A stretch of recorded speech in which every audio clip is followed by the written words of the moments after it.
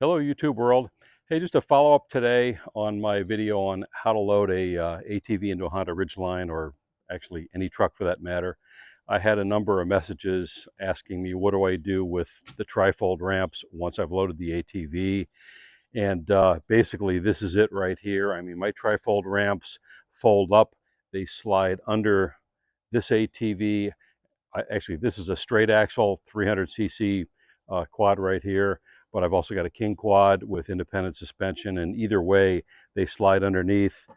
I do have to take a tie-down strap and kind of serpentine it through the rungs of the ramp and tie it to the left and right rear tie downs in the truck to keep it from sliding out.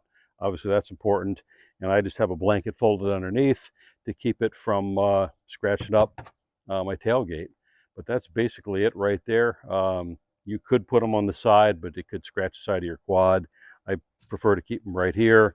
And again, as long as you've got them secured from side to side and something woven in between them so they don't slide back, you should be fine. So there you have it. Questions answered.